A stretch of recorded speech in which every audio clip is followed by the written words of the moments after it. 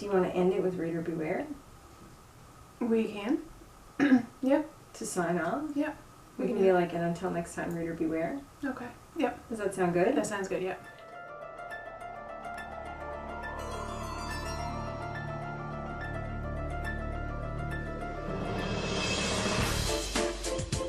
Hi everyone, welcome to Deadhouse. Today is July 15th, which makes it the 1-year anniversary of Welcome to Deadhouse. And boy, howdy, what a year it's been. We have both had so much fun doing this, and we can't wait to continue as soon as Jennifer's back from maternity leave. That's not stopping us from doing a 1-year anniversary video. Jennifer has been in contact back and forth with me, and we've planned this whole thing out. The bumper that was played at the beginning of this episode, that segment was us coming up with, on the fly, the very obvious, in fact, the most obvious way to end each episode. But you know what? If it works, go for it. To start off this episode, I'm going to share with you the horrible, awful truth, the thing we've been hiding from all of you. It's true, we've lied.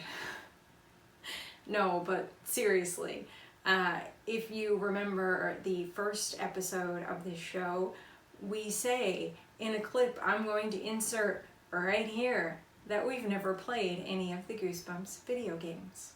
Did you ever play any of the video games or anything? I didn't. I didn't know. I just watched the show and read the stories. At the time, the only games we were thinking about were the ones for the DS and 3DS, the Wii, the PlayStation 2. We were not thinking about the PC game. I did own Escape from Horrorland on PC. We played it on my parents' machine. We played it together. We were operating Windows 98 at the time. I remember distinctly one weekend, Jennifer came over and she was spending the night that night, and the two of us just spent the entire time, like from that evening right up until about like 2 o'clock in the morning, trying to figure out Escape from Horrorland. It was a point-and-click adventure game with some puzzles that you could solve, and there was this one point where we got stuck and we just couldn't figure out where to go next. So we even restarted the game. So we opened a new save file, leaving the one we would already been working on, and started over from the beginning just to comb through everything and make sure there was nothing we missed. And even though we found a few more things, it didn't make any difference to where we were, and we got so frustrated we just gave up on it and went to bed. And other than the fact that I would poke at it again every once in a while to see if I could figure out where to go next, we never really played it again.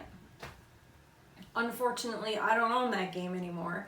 I kind of wish I did, just because of the memories. In case you hadn't guessed by now, at least part of this is going to be a clip show. But like all good clip shows from TV, it's going to include new content as well. I wanted to start off with a clip from the most recent video we had put out together. It was the one from Night of the Living Dummy 3. In it, I mess up the timeline a bit, so I had to cut some information, you know, to make it make sense.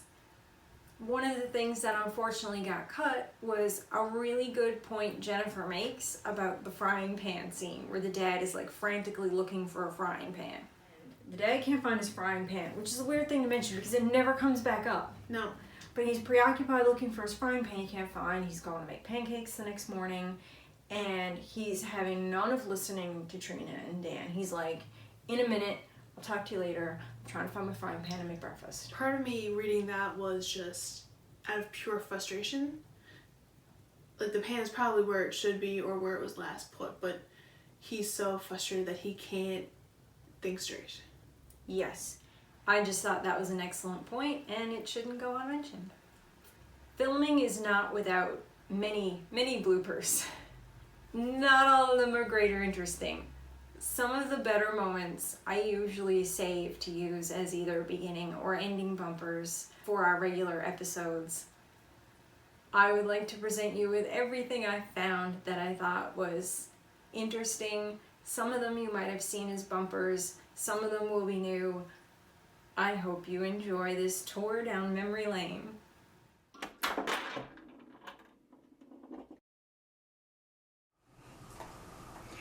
So what do you think about the Goosebumps movie itself? I haven't seen it yet. This is over. I haven't seen the new movie. Oh my god. And this is funny, he says they watched one of the Terminator movies because both of them would have been out at this point. And if it was Terminator 1, I could see them being stoked to watch Terminator. But if it's Terminator 2, Although, you know what? Terminator 2, I'm thinking of RoboCop. Because Terminator 2 was actually really good. You know, I haven't That's seen... with the motorcycle and the kid, and he's actually good and he comes back. Yeah, Terminator 2 is good. I take it back. Terminator 2 is solid. I haven't seen either. Jennifer! I was too busy with my horror movies.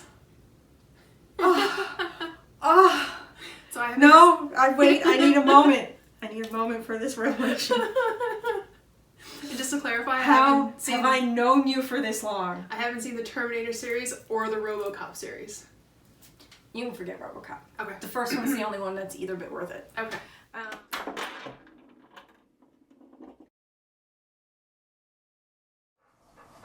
What's she doing? I know. Okay.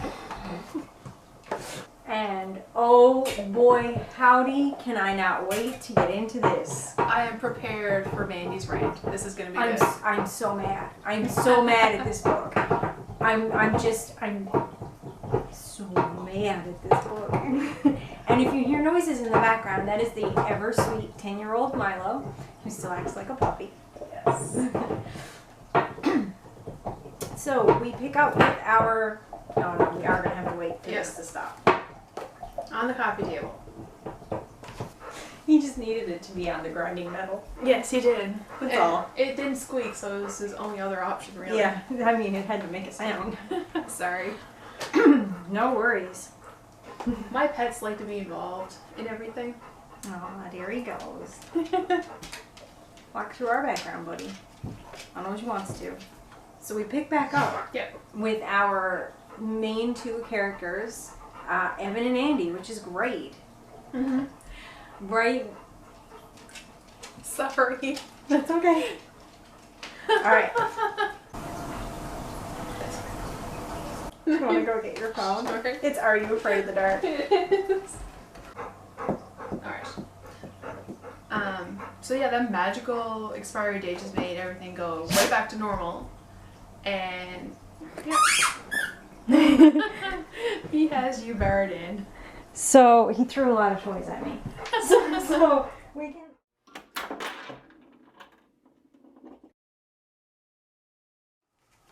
I used to see a bookmark where he makes fun of me. He's like, "You have all these expensive bookmarks, and you're using the one you were given for free." And I'm like, It's a promotional one, but like. I don't care if it falls out of my book or if I ruin it then, right? But if I lose my Harry Potter one, I'm gonna lose my mind. There's home bookmarks, and then there's bookmarks you carry around. Yes. The home bookmarks stay in the house and never leave. Nope. And the ones you carry around, well. Yep. If it gets bent, tore up, or lost, it's fine. Yep, it's good. We're all good. Yep. I mean, half the time I'm using envelopes or receipts or whatever anyway, so. Sometimes I don't even use the free one. I don't need to have the bookmark in it anymore. Because it's, actually used a real bookmark. When I wasn't living in the house and I was just staying here. I got two for Christmas. I got a Stitch one and a Supernatural one. Oh, nice. Yeah. I borrowed a book from one of my friends who got it from somebody else. And they haven't read it yet, so they let me borrow it while they'll catch up on their reading list. And the person who owns the book is a folder. The corners of the pages. The first thing I did before I even opened the book was understand it, unfolded all the corners. It's just, I understand that people love their books in different ways. Yeah. But if I even accidentally crease a page, I have a minor heart attack, let alone do it on purpose. Yeah.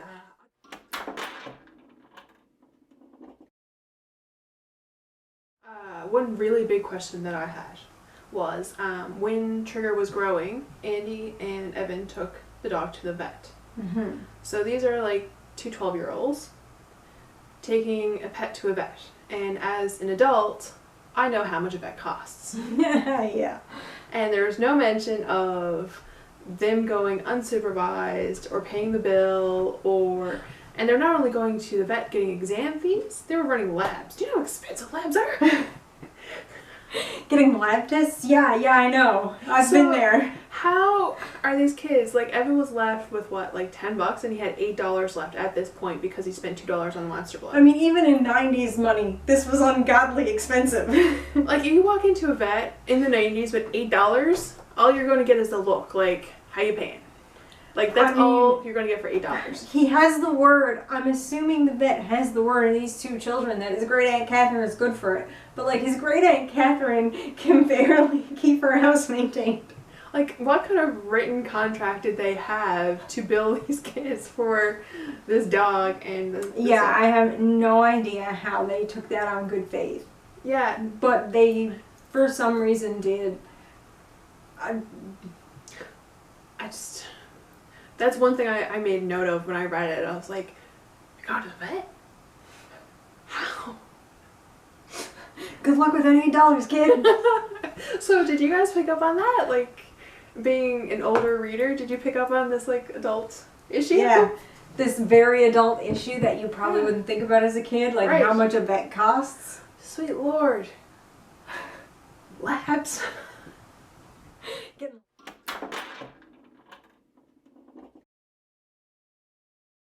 So, are you ready to lead this discussion? You can totally do it. Okay. Alright. On a count of 3? I'll start off. Okay. Don't worry. Hi everyone. Welcome to, shoot. I did it wrong already. Okay. So much for my don't worry. I'll start it off. Okay, that's a wrap. Right. 1 second to reset. No, I gotta... Oh my gosh, it hasn't even been that long and I already can't remember how to start this off. It's Welcome to Deadhouse. It's not Coats and Jackets. You can try that, but you're not going to be happy. I mean, I'd ask you if you were ready, but we already know I'm not. So let's get started. Take 2. I did the plot on the last one. Do you want to do the plot on this one? Do you really want me to take control of the plot here? Yeah. I'll interject. Okay. One of those evenings. Alright, so I'm going to start with a plot correction on this one that we both messed up. Alright. And today Jennifer's decided I'm going to take us through the plot. So that means be prepared for some mistakes and back and forth because I am not as good at putting a straight line together. She usually keeps us pretty straight on the plot. Oh so. no. So did you want to go through the plot of the book? I figured you were taking us through the plot. Okay, I will take us through the plot. What happened last time with me doing the plot. Okay, I can do that. Sounds good. And you're taking us through the plot this time? I'll take us through. Yep. I did much better going through the plot this time. You did Hey? amazing. I didn't do as bad as I did before. I was all over the place the other 2 times. We had to go through the plot and I kept going, oh no, wait, oh, I forgot. Nope, you did good. You're really, really good. You're proud of me, aren't ya? And your memory right now is much better than mine. Which is saying something because my memory can be horrendous, as we've seen.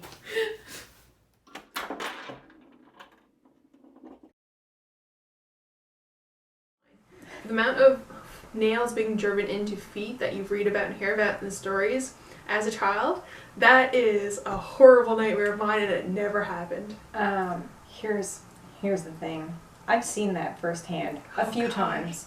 Because my dad's done it multiple times. Oh my gosh. My dad only did it a few years ago fixing our fence. Accidentally stepped on a nail that was in a board that he had torn down that he didn't know was in the board. And then decided, well, it's almost lunchtime. So rather than come in and deal with it and then go back out, he's like, well, it's almost lunchtime, and walked around the yard with a board stuck to his foot because the nail was in it until he was done, until it was lunchtime. Oh my god. I thought this was going to be more prominent in my life, but I've never seen any of that. So. But it also doesn't surprise me that you have. So this is a real thing that can happen, kids. Yeah, this is a true story. Be careful on construction sites. Yes.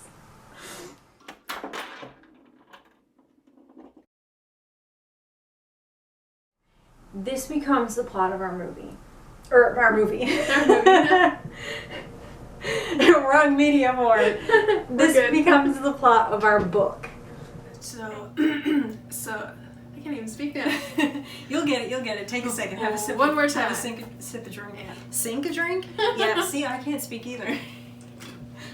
I'm contagious. Like the Snapchat Greg took of his father's new car, it shows that it's total. I'm sorry, I'm just talking about Snapchat. What era are we living in? Snapshot. Snapchat. Oh my god. Yeah, we're in that era. I read Snap SH and I'm like, Snapchat. You had an easier time reading the back of the book because the word snapshot wasn't there. There are a lot of slappy centric books. The head cracking and like all that stuff, like that was something that I actually did still like very viscerally, if I can speak, remembered.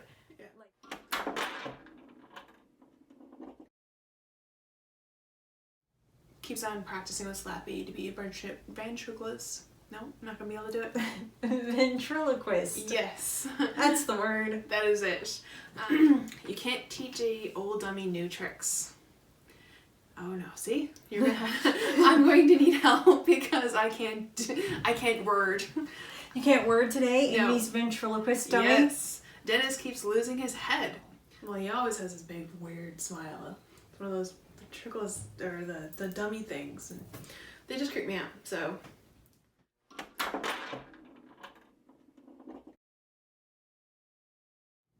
this is where they go into the warning. So apparently earlier on they found hieroglyphics leading towards the chamber that said if you disturb the tomb and say a particular incantation 5 times in a row, the prince will rise and take revenge on those who disturb him. I like this because usually it's the rule of 3. Yeah, but this time you have to say it 5 times. Yeah, like it completely just disregarded that. 1, 2, 5, 3, sir, 3. Right? Because the rule of 3 is very common in folklore and tales like this. And yeah, and that's why there's a Monty Python sketch about it, because it's always 3. Yeah. 3 shall be the number of counting, and the number of counting is 3. But no, it's 5. Yeah. I'm like, way to overdo it, guys. It's like, okay, you can say it 3 times, but you don't really mean it unless you say it 5. Yeah. In this one, it's 3 words chanted 3 times. The rule of 3. See? Yes. But I mean, I enjoyed it when it was 5. Yeah. 6 words said 5 times. Yeah. And that will make the mummy awake and blah blah blah. We know how that story goes. Yep.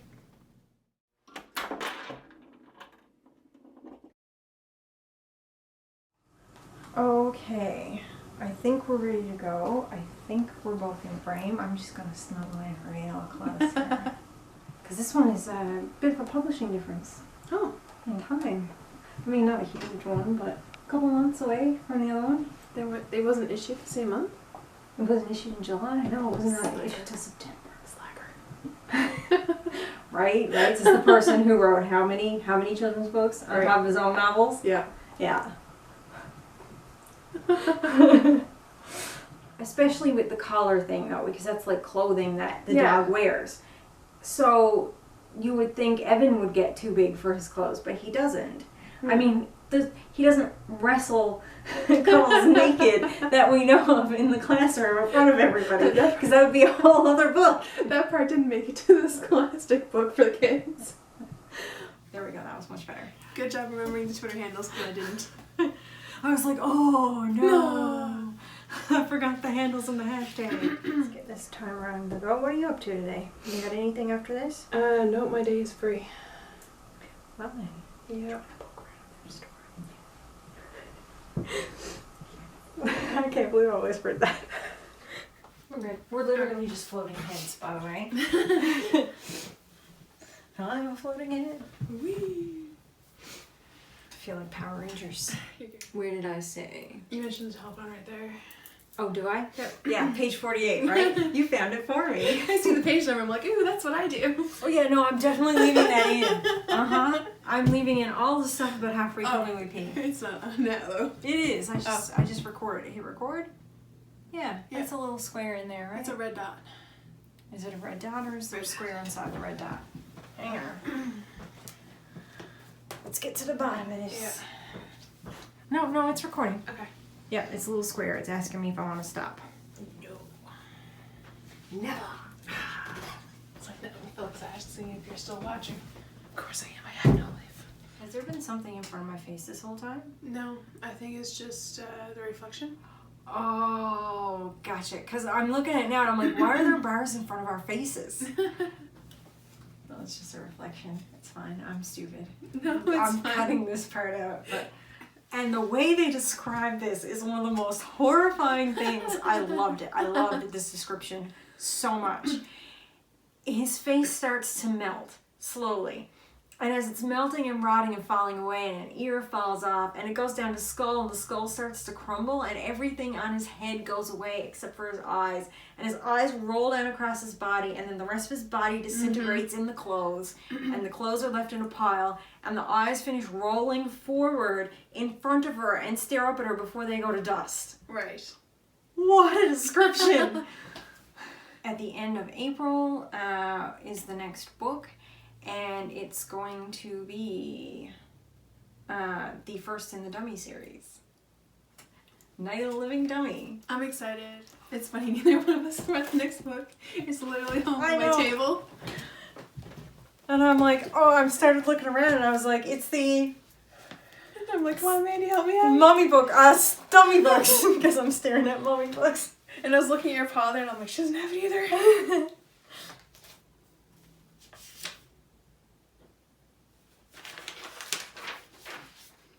2 minutes of quietly reading. I know. Amazing YouTube content.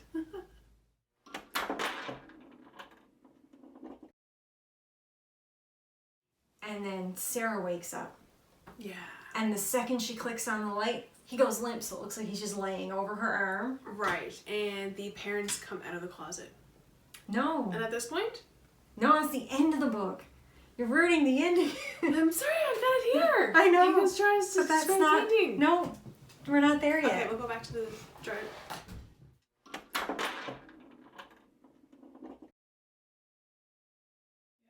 Not being kicked or anything. Good times. Exciting. Man, it must be such a weird sensation. Yep. I can't even imagine. Well, you've seen the Alien movie, so I keep on making the joke. I'm like, I know how this works. It starts moving and it comes out of your belly. Just burster. Not quite, but No. close. I like the reference. Yeah. Well, I mean, and also, Alien Queen is a Disney princess now. Or Right. an evil queen or something to that effect. Yes, I'm still in character. Right? Yeah. So, I guess that makes Sigourney Weaver the princess and the alien the evil queen, so. Yes, I'm what I always wanted to be. Since it was our anniversary, we wanted you guys to learn more about us. I found a Goosebumps tag online and we both agreed that it would be fantastic to do. So this original tag was created by Fixie Dust, which is a great name by the way, and I will have the link to their YouTube channel down in the description. It's a horror tag based on Goosebumps book titles, so it's very themed and I can't wait to get started. Before me, I have all of Jennifer's answers. So she filled out the tag and sent it to me. Number 1, Welcome to Deadhouse. Tell us your favorite and least favorite horror trope. Jennifer's answer. Favorite, abandoned carnivals and vengeful spirits. Least favorite, or one she doesn't like, creepy kids or kids chanting. So that would be the play on innocence, something that shouldn't be frightening, used in a way to ignite fear. I've got a couple of things that I don't like in horror. Actually, I have numerous tropes I don't like. But if I had to pick, a couple of the strongest ones that I don't like come from slashers in particular. I kind of hate the moral equations that are put into slasher films, so you can almost always guess based on a person's personality or things they've done that they're going to be one of the first few to go. It takes away not only the suspense and the idea that it could be anyone and make it super predictable, but it also casts a moral judgment over things that I'm very uncomfortable with. Second one from slasher films is that the psycho killer or serial killer person is not the gender you thought they were. Oh my gosh, big reveal, what a twist. It's really silly. It doesn't make any sense. It is often done just so that you won't suspect the person you're supposed to suspect, who you do anyway. It's often done to elicit some kind of shock over the fact that the person might in fact be transgender, which is a whole terrible ball of wax. And it also reinforces certain weird gender stereotypes. So it's a thing that I really don't like that is overused and I wish would just go away. Just in general, in all of horror, one of the things I personally really don't like is when the dog or cat dies. Please stop torturing and killing the pets, I beg of you. 2, stay out of the basement. Is there a place or area you find creepy to be in? Jennifer's answer, older homes with low ceilings tend to make me feel uneasy. Also, very dark abandoned places like old military storage rooms. The dome shape makes weird echoes and the light bounces off the wall in a weird way. And that totally freaks her out. Okay, so my answer for this sort of has a story to it. In general, I'm afraid of heights, and I also have a fear of falling. So I kind of, feel uncomfortable and uneasy in anything that gives you that sort of weightless, too high feeling, or, gets rid of your sense of balance. In a very specific instance from my childhood, I used to find our lower sub-basement kind of creepy, but in a cool way, in that I liked being freaked out by it. I had nicknamed it the deep, deep basement.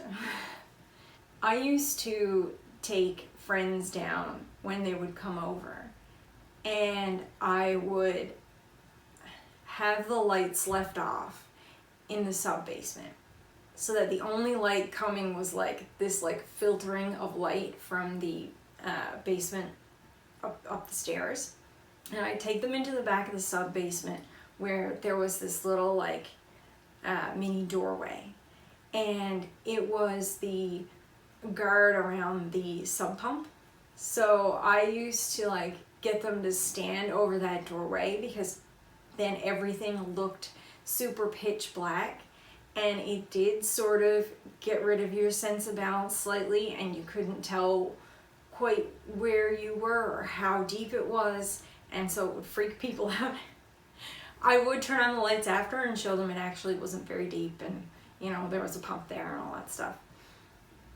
But it used to be kind of freaky and fun to do, and may or may not have contributed to Jennifer's fear of older places with low ceilings. 3, say cheese and die. Show us your favorite horror-themed cover from your collection, book and movie. For movie, which I will have presented right here, I hope, Jennifer has selected 13 Ghosts. And for book, she picked the newer cover for Stephen King's It. Myself, I've gone with Creep Show for movie. I absolutely adore this cover. And the reason I adore it is because it looks so much like an old theater. It's very well themed. Everything's in keeping with the story, and you instantly know what kind of thing it's going to be from looking at the cover.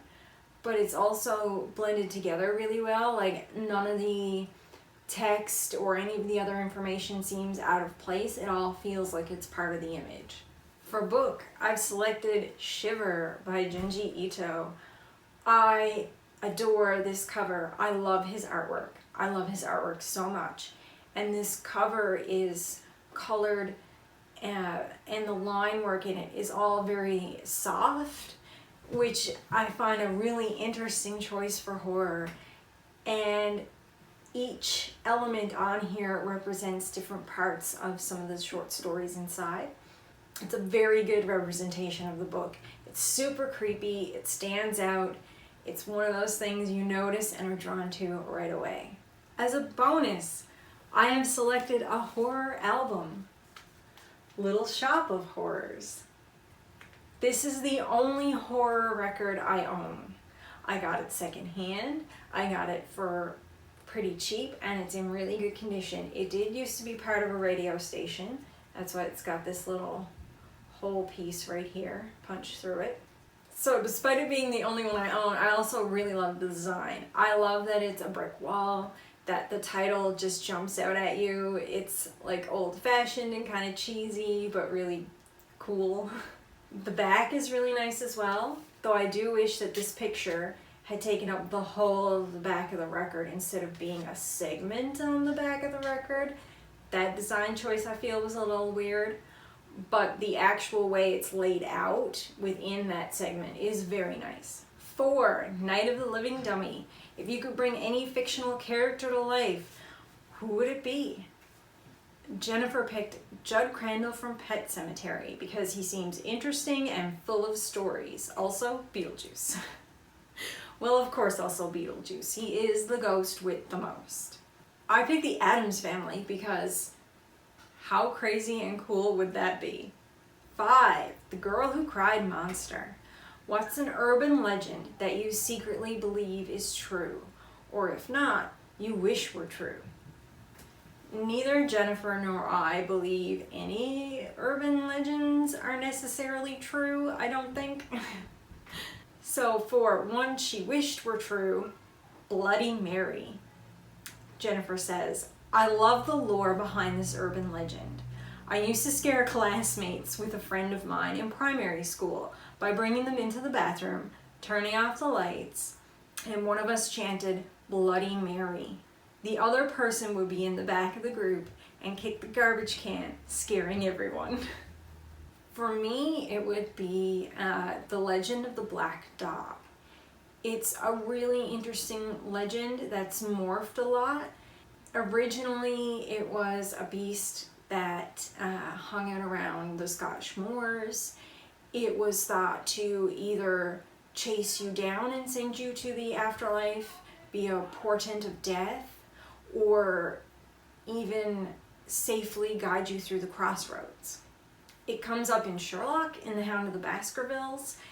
It's morphed over time and become known as more of a hellhound and been associated with hellhound lore. While I've always found that one really interesting, the most mundane urban legend is cow tipping. And I'm very baffled by it, and I don't know why anyone ever thought to think of cow tipping. People claim to have done it, but it is an urban legend. It's not real. You don't go cow tipping. I don't know, cow tipping is strange. I would like to see it happen. 6. The Haunted Mask. Favorite supernatural creature.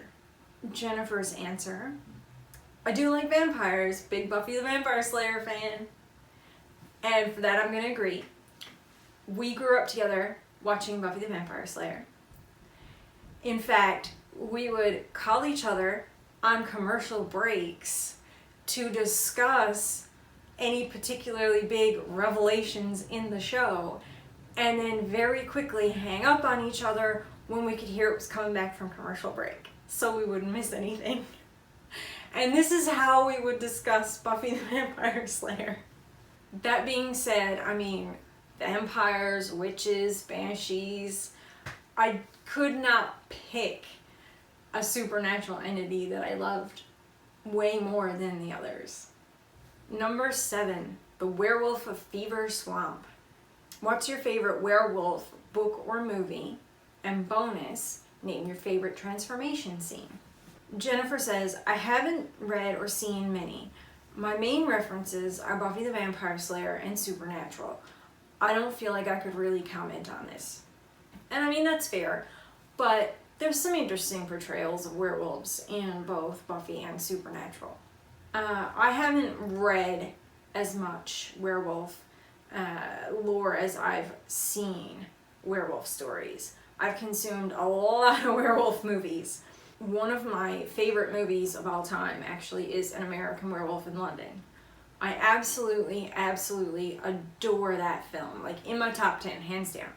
It also has my absolute favorite werewolf transformation scene ever. It was amazingly done. If you've never seen the behind the scenes special, seek it out, go look for it. It's fantastic. They had to come up with a way to specially craft prosthetics. So they came up with a new type of prosthetic that had never been done before. They tested a bunch of different materials until they found one that they could get to hold up at least long enough to film the scene. The scene is one continuous shot where it shows different parts of the man transforming at different times. So like everything moves and stretches, so the prosthetic had to be able to stretch. Because of that, it was very fragile and you only had one chance to film the whole thing. So they filmed the transformation, and as a result, a lot of the prosthetic broke during filming or has since like broken down and ceased to exist. And the song they play during that moment is just, it's killer. It's amazing. 8, One Day at Horrorland. Tell us a spooky pastime you have. Jennifer's is listening to supernatural, folklore, and murder mystery podcasts. Her favorites include Lore by Aaron Mankey and My Favorite Murder by Karen Kilgariff and Georgia Hardstark. I hope I said those names correctly. Mine is visiting old churches and cemeteries. Not necessarily abandoned ones, just older ones that are still in use. There is so much art and history and culture wrapped up in these places, and it's just really fascinating. Although some people find it kind of creepy. I think it's amazing, and I think there's so much to learn. Though I would also love to start visiting abandoned places, which is something I've never done. It's something Jennifer's done though, and I think that's fantastic. 9, The Scarecrow Walks at Midnight. Favorite book or movie involving witchcraft? Jennifer, The Craft, hands down. Love that movie. I know, right? Same. That's the very first thing I thought of as well. The Craft, absolutely, 100%. There is no greater witch film. Very close runner-up, Witches of Eastwick. Another excellent witch portrayal. Not a book, but the play Macbeth. It has the witch's poem in the middle of it. It's responsible for basically popularizing a lot of what are now super common witch tropes and ideas of what witches are. 10, A Night in Terror Tower. If you were to be put into a horror movie, which would it be? Jennifer says, no thanks. I know how this plays out. If I did have to choose, I would probably pick Cabin in the Woods because it's a choose your scare type of situation. Yeah, no, thank you, please. I'm gonna agree with Jennifer here 100%. Not a place I want to be put in. That being said, I wouldn't mind being a more minor side character in, like, say, Hereditary, so that I wouldn't get killed and I could see all those amazing miniatures she builds.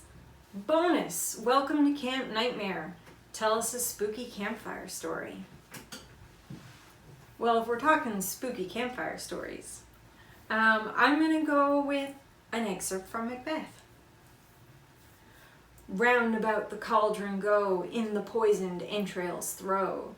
Toad that under cold stone days and nights has 31. Sweltered venom sleeping got, boil thou first in the charmed pot. Double toil and trouble, fire burn and cauldron bubble. Fillet of a fenny snake in the cauldron boil and bake. Eye of newt and toe of frog, wool of bat and tongue of dog. Adder's fork and blind worm's sting, lizard's leg and owlet's wing. For a charm of powerful trouble, like a hell broth, boil and bubble. That's it from us. We hope that you have enjoyed spending this past year with us for Welcome to Deadhouse and that you've gotten to know us a little bit more. If you need to reach us, use our hashtag GBCGhostNextDoor so that you can answer us, tell us some of your favorites, send us your tag. I mean, we want to hear what you would think for all of these tag questions. On a final note, I am going to leave you with all of the times that I couldn't remember the date and didn't know how many days in the month there were.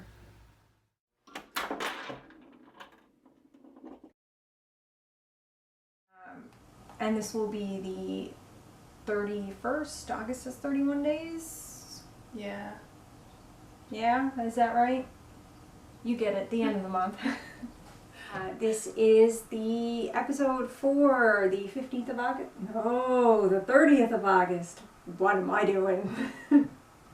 The month of August has just, like, flown by. My calendar is just crazy. Also, I think I still haven't figured out if there are 30 or 31 days in August, but it's fine. It's cool. You know when this is. Yeah. We are going to be doing Monster Blood 3 on September the 30th? Yes. 30 days in September, right? Yes. 30 days, half September, right? Yes. That's how that goes. So, on October 30th. So when this comes out now, Halloween. No. Oh, hang on. We said October 31st in the last movie. It's October 15th. I gotta start this again. Yep. Rewind. Alright, let's try again. You ready? Yep. And we will find out on November 30th. There's only 30 days in November, right? Yes. Yes. Yes. Okay. I had to do the rhyme. I know, right? I was thinking the same thing. I was like, 30 days half September, April. Yeah. Useful things you learn in elementary school. On January 31st, Mm-hmm. because there are 31 days in January and not 30. We checked the calendar. Editing made you check the calendar. I'm like, oh no. We're okay. I mean, it's fine. Yeah. We're not 30 out and still don't know how many days are in a month. It's you know what? It's good. It's been a little bit. It has. This is our first episode this year. This year? Yeah. 2019? Yep, 2019, yep. I don't know what imaginary calendar we were looking at over there, but we're okay. It's fine. I mean, we didn't do this on a super tight deadline or anything like that all at the last second. No, it's fine. This is well in advance. Don't worry about it. We planned. If you want to see us for Let's Get Invisible on the 15th of February, wow. We know time. After we finish Who's Your Mummy on April 3rd? No, April 15th? April 15th? So join us next week, or no, not next week. Join us on April 15th, which will be in a few more weeks' time than usual. Mm-hmm. Why does it feel like it's been forever since the last time we did this? But it really hasn't. All we did was like take an extra week break of filming. It's been a little while though. It has. Well, since before the convention. Yeah, so it's like 3-4 weeks. So it's a bit of a break. Longer than I thought. Do you remember how to do the intro? We're really looking forward to this. And we do both have this book. Yes. This is gonna be great because no, that's not what I meant to say. What date are we putting Yeah, this that on? was what I meant to Okay. say. I was like, I don't know the date. We are going to be doing this book on May 30th. Mm-hmm. Hi everyone, welcome to Deadhouse. Today it is May 31st. Is that how many days there are in May? The end of May. I thought the other one was into May. May 15th. End of April. April 30th. We said May 30th. No, we didn't. We said it for when this was going to happen. Okay. So we're good. Okay. Scratch that. Cut. Start over. Take 2. Hi everyone. Welcome to Deadhouse. This is the end of May because I don't remember if there's 30 or 31 days in the month, but it's fine. That will have us up to March 30th done. Or May. May. And that'll be it, and it'll be easy. Simple. Done. Done. A breeze. Yep.